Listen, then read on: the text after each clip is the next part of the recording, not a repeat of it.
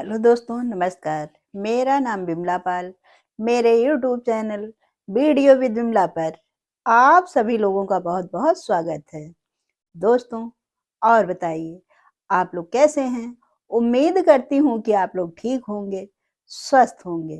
दोस्तों, मेरा आप लोगों से अनुरोध है कि अगर आप लोगों ने अभी तक मेरे चैनल को सब्सक्राइब नहीं किया है तो प्लीज़ चैनल को सब्सक्राइब करें, लाइक और कमेंट अवश्य करें। और जो लोग चैनल को सब्सक्राइब कर चुके हैं उनसे मेरा यह अनुरोध है कि वीडियो को लोगों में शेयर अवश्य करें।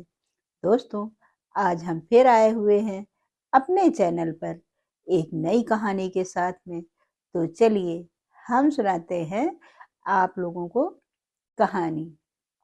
है क्या, किसी राज्य में एक राजा रहा करते थे। वह राजा अपनी प्रजा का बहुत ख्याल रखते थे। वह रातों दिन अपनी प्रजा के बारे में ही सोचा करते थे कि उनकी प्रजा को किसी भी प्रकार की कोई तकलीफ न हो। वह अपनी प्रजा को खुशहाल रखने के लिए रातों दिन बहुत ही ज़्यादा ध्यान देते कि प्रजा में किसी भी प्रजा को कोई तकलीफ तो नहीं है। वह अपनी प्रजा के लिए इतना ज़्यादा सोचते, इतना ज़्यादा प्रजा का ख्याल रखते कि उनके पास समय ही नहीं मिल पाता भगवान का ध्यान करने के लिए। एक बार की बात है, राजा जंगल में घूमने के लिए निकले थे, क्योंकि राजा जो थे पशु पक्षियों से भी बहुत प्रेम करते थे, जिसके कारण राजा का मन करने लगा कि वह जंगल में जाएं और जंगल जा करके पशु पक्षियों की किलकिलाहट को, चहचहाहट को सुने, ताकि उनका मन और भी ज्यादा प्रसन्न रहे। जब राजा जंगल में पहुंचे तब उन्होंने यह देखा कि उस जंगल में एक बाबा कुटिया बना करके बैठे हुए हैं और वह भगवान का ध्यान कर रहे हैं। वह बाबा भगवान के ध्यान में इतना लीन थे कि उनको आसपास कौन है, क्या है, कुछ पता ही नहीं चला। जब राजा ने बाबा को भगवान के ध्यान में लीन देखा तब वह पहले थोड़ा रुके। उन्होंने सोचा और फिर बाबा के पास गए और वहां जा कर के देखा कि वह बाबा एक बहुत मोटी सी किताब लिए बैठे हैं और उसको देख रहे हैं। जब राजा बाबा के पास गए तो उनसे पूछा कि गुरु महाराज प्रणाम, यह आप क्या पढ़ रहे हैं? क्या भगवान के भजन पढ़ रहे हैं? आपकी किताब में कौन कौन से भजन लिखे हुए हैं? यह सुन करके गुरु महाराज जी बोले कि राजन, मैं तो इस किताब में उन लोगों के नाम लिखे हुए हैं जो भगवान के भक्त हैं और भगवान का भजन कीर्तन करते हैं। यह सुन करके राजा के मन में उत्सुकता जगी और उन्होंने गुरुदेव से कहा कि गुरु महाराज, देखिए, क्या मेरा भी नाम इस किताब में लिखा हुआ है? तब गुरु महाराज ने उस किताब के एक एक पन्ने खोल के देख लिए, पर उस किताब में कहीं भी राजन का नाम नहीं लिखा हुआ था। गुरुदेव ने एक नहीं, कम से कम 2-3 बार उस किताब के पन्नों को पलट पलट के देखा, पर उनका नाम कहीं पर, राजा का नाम कहीं भी नहीं लिखा मिला। यह देख करके गुरु महाराज थोड़ा चिंतित हुए और निराश भी हुए।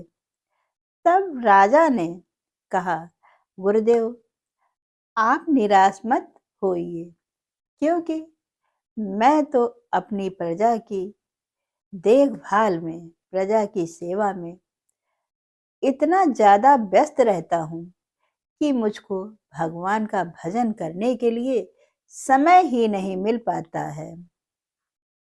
इसमें आपकी कोई गलती नहीं, क्योंकि मेरे पास समय ना होने के कारण मैं भगवान के भजन के लिए समय नहीं दे पाता हूँ, जिसके कारण इस किताब में मेरा नाम नहीं लिखा है। उसके बाद राजा घर वापस चले आए। घर आ करके राजन फिर अपनी प्रजा की देखभाल में लग गए, बल्कि अब पहले से ज़्यादा राजा अपनी प्रजा और देश के लिए समय देने लगे। अब राजन के पास बिल्कुल भी समय नहीं बचता था भगवान का भजन करने के लिए। समय बीतता गया। कुछ दिनों के बाद राजा फिर वन में घूमने के लिए गए। जब राजन फिर वन में गए घूमने के लिए, तब उन्होंने उसी जगह पर उन साधु महाराज की कुटिया देखी, और इस बार साधु महाराज के हाथ में एक अलग तरह की किताब दिखी, जो कि बहुत ही छोटी और पतली सी थी। राजन फिर गुरु महाराज के पास आशीर्वाद लेने पहुंचे, और फिर उन्होंने गुरु महाराज से कहा कि गुरुदेव, क्या इस किताब में कुछ परिवर्तन हुआ है? क्योंकि यह किताब तो पहले से बहुत छोटी और पतली लग रही है। क्या यह दूसरे भजन की किताब है? तब गुरुदेव ने कहा, नहीं, यह उन लोगों की किताब है जो लोगों की सेवा में लीन होते हैं। इनमें उन लोगों के नाम लिखे हुए हैं जो लोगों की सेवा करते हैं और लोगों का बहुत ध्यान रखते हैं। तब राजा ने गुरुदेव से कहा, महाराज जी, इस किताब में क्या मेरा नाम लिखा होगा? तब गुरु महाराज ने किताब खोली, और जैसे ही किताब का पहला पन्ना खोला, तो राजा का नाम सबसे पहले पन्ने पर और सबसे पहला नाम लिखा हुआ था। तब राजा ने गुरुदेव से कहा कि गुरु महाराज, मैं तो कोई भजन कीर्तन करता नहीं हूँ। इस किताब में सबसे पहला नाम मेरा कैसे हो सकता है? तब गुरु महाराज ने कहा कि जो लोग दूसरों की सेवा करते हैं,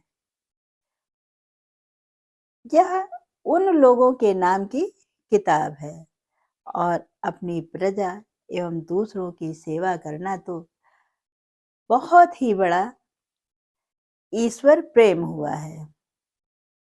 उससे बड़ी भक्ति तो कोई दूसरी हो ही नहीं सकती है। इसलिए इस किताब में तुम्हारा नाम लिखा हुआ है। यह सुन करके राजा प्रसन्न होते हैं, और गुरुदेव भी यही कहते हैं कि भजन कीर्तन करना तो ईश्वर की प्राप्ति का एक साधन है, पर दूसरों की सेवा करना तो उससे भी बड़ा धर्म है। दोस्तों, यह रही छोटी सी कहानी। इस कहानी से हमें यह सीख मिलती है कि हमारा सबसे बड़ा ईश्वर प्राप्ति का साधन यह है कि हम असहाय लोगों की सेवा करें, असहाय लोगों की मदद करें, तभी हमें ईश्वर की प्राप्ति का रास्ता मिल सकता है। और इससे बड़ा उपकार तो दूसरा कोई हो ही नहीं सकता है। दोस्तों, यह रही आज की कहानी। अब हम फिर मिलते हैं आप लोगों से अपनी अगली वीडियो में। तब तक के लिए नमस्कार, जय हिंद, जय भारत।